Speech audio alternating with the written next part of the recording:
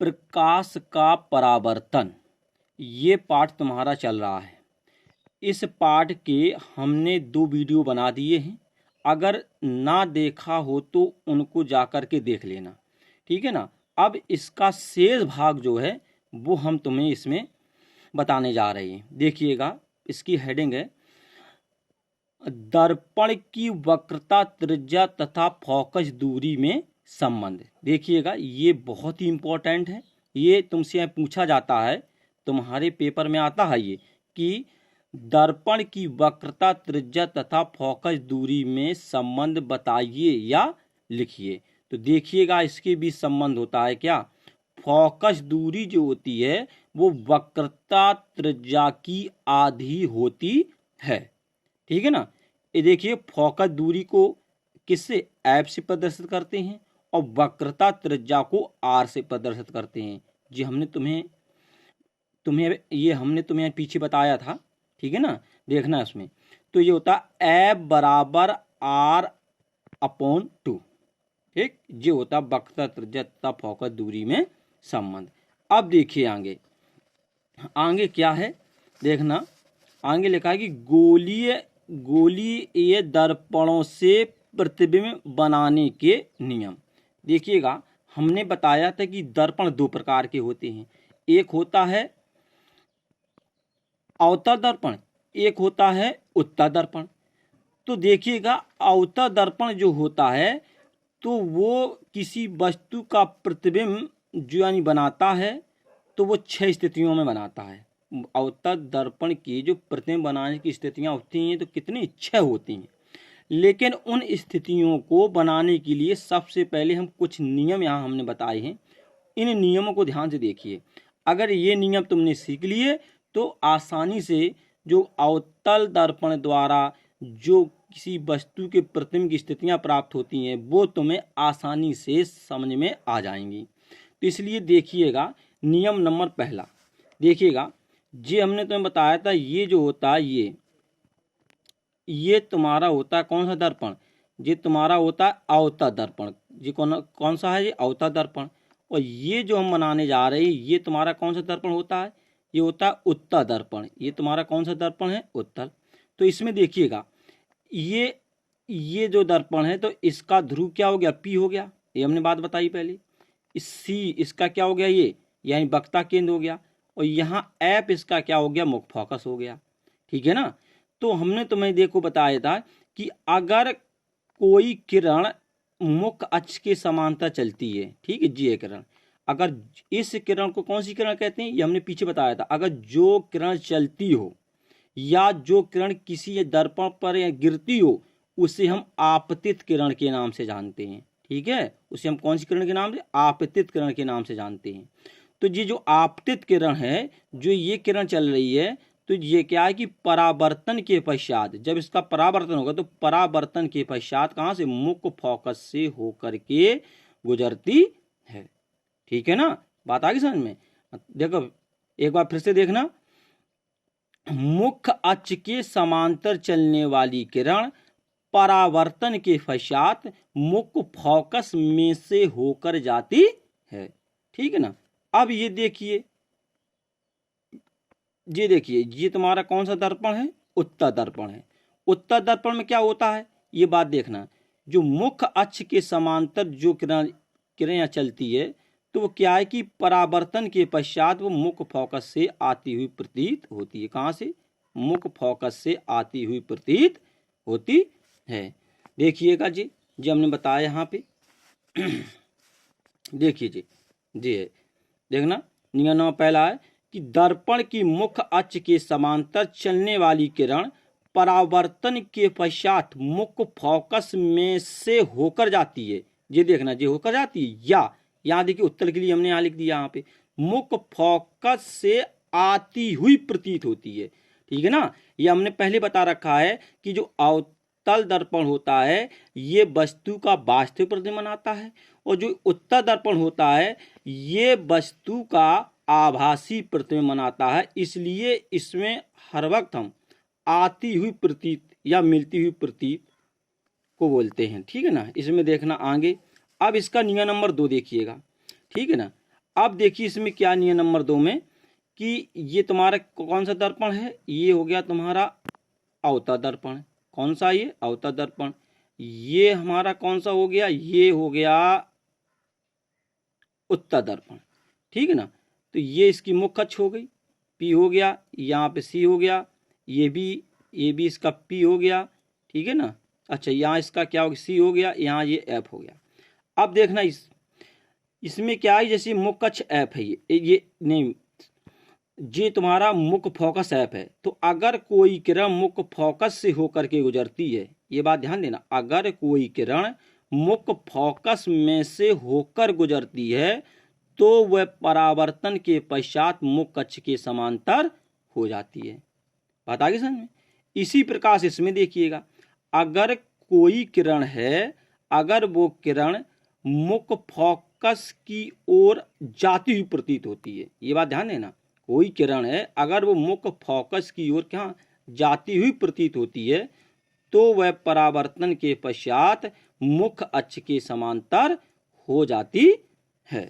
ठीक, देखना इसमें देखो जी लिखा है, देखिए इसका जी, इसका नियम नंबर 2 देखिए जी है, देखिए ये देखिएगा इसे ध्यान से, ये लिखा है कि मुख्य फोकस में से होकर जाने वाली, जी लिखा है मुख्य फोकस में से होकर जाने वाली, देखो जी जा रही है, तो मुख्य फोकस में से होकर जाने वाली या मुख्य फोकस की ओर जाने वाली, देखो जी जा रही, मुख्य फोकस की ओर जाने वाली किरण दर्पण से परावर्तित होकर के मुख्य अक्ष के समांतर हो जाती है।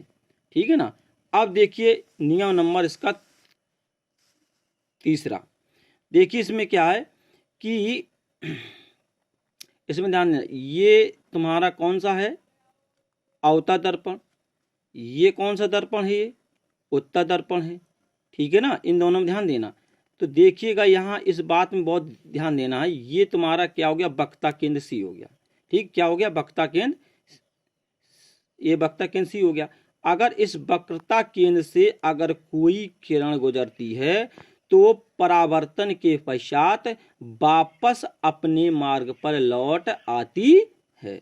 पता है ना, दर्पण की वक्रता केंद्र में से होकर जाने वाली किरण परावर्तन के पश्चात वापस अपने मार्ग पर लौट आती है। जो चीज यहाँ पे है वो सेम कंडीशन इसमें चलेगी, किसमें, तुम्हारे उत्तल दर्पण में, ठीक है ना। ये अगर हम इसे इस प्रकार से बढ़ा दें, डॉट डॉट करके यहाँ पे ले जाएं, ये सी हो गया ना, ठीक है ना। तो दोनों के लिए सेम कंडीशन है।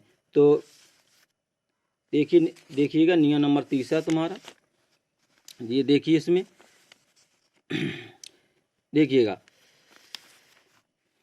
नियम नंबर 3, अवतल दर्पण, अवतल दर्पण ये हो गया अवतल दर्पण, वक्रता केंद्र में से होकर जाने वाली, देखो ये वक्रता केंद्र सी है, ये को जी, तो वक्रता केंद्र में से होकर जाने वाली किरण परावर्तन के पश्चात अपने ही मार्ग पर लौट आती है।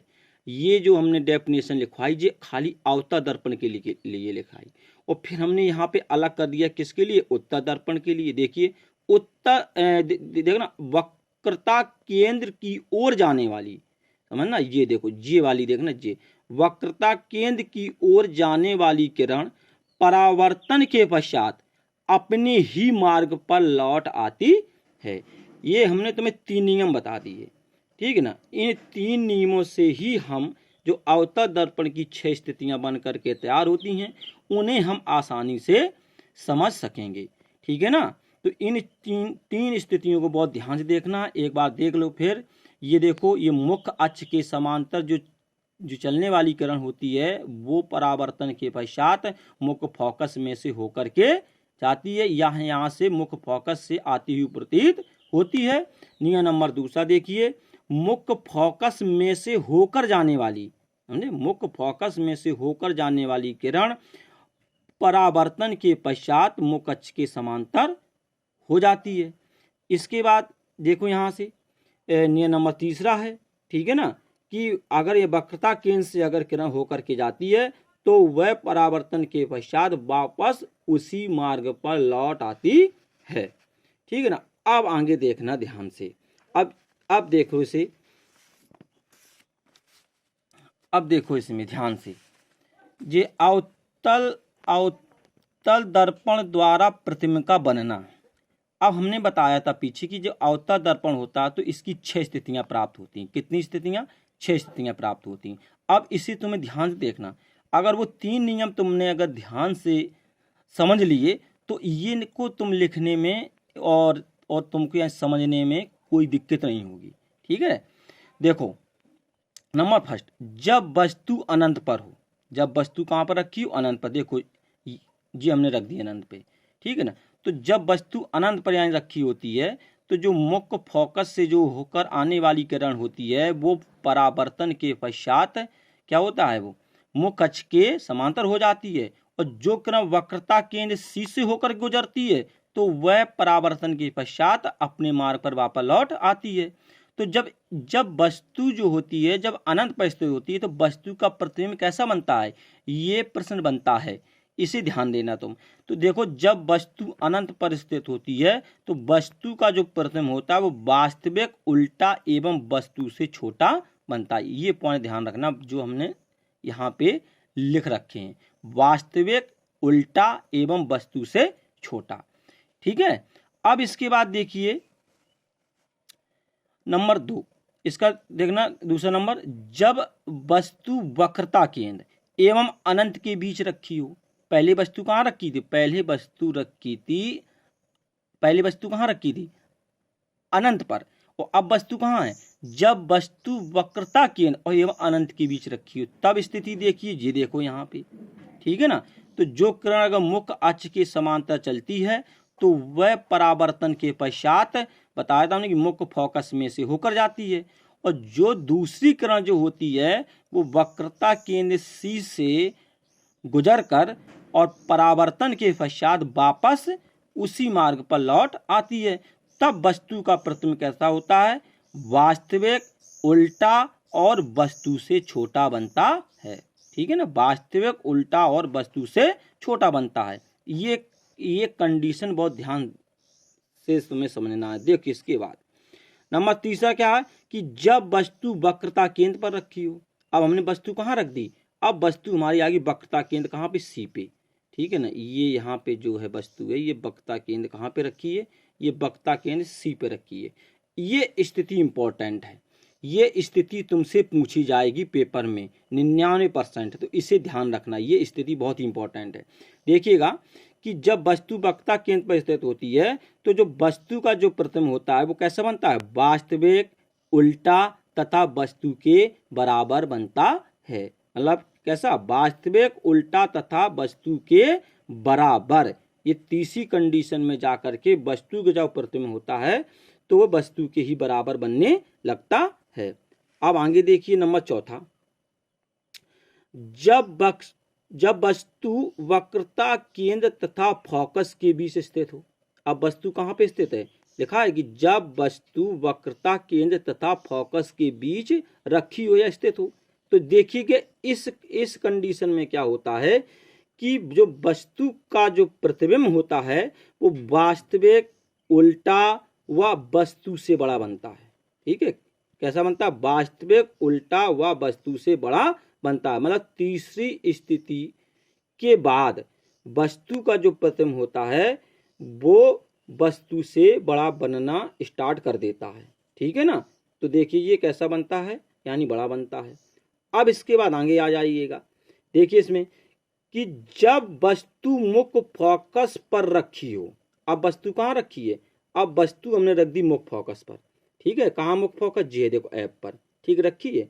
तो जब वस्तु मुख्य फोकस पर स्थित होती है तो जो वस्तु का जो प्रतिबिंब होता है वो अनंत पर कैसा? वास्तविक उल्टा व वस्तु से बड़ा बनता है। लेकिन बनता कहाँ है? अनंत में बनता है। ये बात कंडीशन ध्यान देना, कहाँ पे? जब वस्तु मुख्य फोकस ऐप पर स्थित होती है। देखो जे स्थित होती है तो इसका जो किरण आरेख हमने खींचा है यहाँ पे। ठीक है ना। अच्छा इस बात को ध्यान रखना, इनके किरण आरेख भी खींचने के लिए बोले जाते हैं, इसलिए इनके किरण आरेख भी याद कर लेना, इनको बना लेना। ठीक है ना। तो अनंत पर वास्तविक उल्टा व वस्तु से बड़ा बनता है। इसके बाद देखिए इसकी नंबर 5 हो गए। अब छठवीं स्थिति को देखिएगा ध्यान से, देखिएगा ये इसकी छठवीं स्थिति। देखो इसमें क्या है, देखिए इसमें कि हमने लिखा है कि जब वस्तु ध्रुव तथा फोकस के बीच रखी हो। जब वस्तु कहाँ पे, ध्रुव क्या है, पी है, देखो ये ठीक है ना। जब वस्तु ध्रुव पी और तथा मुख्य फोकस, ये ऐप है, कहाँ ये ऐप, जब इनके मध्य रखी होती है, तो जब वस्तु ध्रुव तथा फोकस के बीच रखी हो तो वस्तु का जो प्रतिबिंब होता है वो दर्पण के पीछे आभासी सीधा व वस्तु से बड़ा बनता है। ये भी इम्पोर्टेंट है, इस बात में ध्यान रखना। ये भी तुम्हारे परीक्षाओं में पूछी गई है, एक तीसरी स्थिति और एक तुम्हारी ये छठवीं स्थिति। ये दो तुम्हारे पेपर में पूछी जाती है कि बताइए कि जब वस्तु वक्रता केंद्र पर रखी होती है तब उसकी प्रतिबिंब की स्थिति क्या होती है, और जब ऐसा होता है कि जब वस्तु ध्रुव या फोकस के बीच रखी हो तब इसका किरण आरेख खींचिए और तथा इसके प्रतिबिंब की स्थिति बताइए। तो वो आभासी बनता है, सीधा बनता है, वह फिर वस्तु से कैसा बनता है, वस्तु से यानी बड़ा बनता है, और कहाँ पीछे बनता है ये दर्पण के, ठीक है ना। इस बात को ध्यान रखना।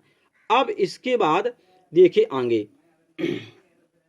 तो इसमें देखिएगा कि इसमें जो आगे क्या होता है, तो इन 6 स्थितियों को तुम्हें विशेष करके ध्यान देना है।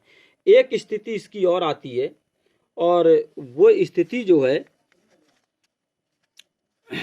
वो तुम्हारी स्थिति होती है उत्तर दर्पण द्वारा। जी इनकी 6 स्थितियां पूरी हो गई। इसकी जो 6 स्थिति थी वो 6 स्थिति कैसी होगी, इसकी जो 6 स्थिति पूरी हो गई। तो इसके बाद क्या है, अब रह गया उत्तर दर्पण। कौन दर्पण, उत्तर दर्पण।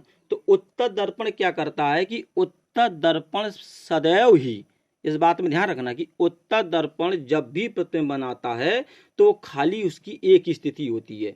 वो अगर प्रतिबिंब बनाएगा तो कैसा बनाएगा, वो आभासी बनाएगा और सीधा बनाएगा, और वस्तु से कैसा बनाएगा, छोटा बनाएगा। ये उत्तर दर्पण की स्थिति है। हम तुम्हें अब अगले वीडियो में, अब तुम्हें अगर शेष इस पार्ट का ये बचा है उसके बारे में यानी बताएंगे।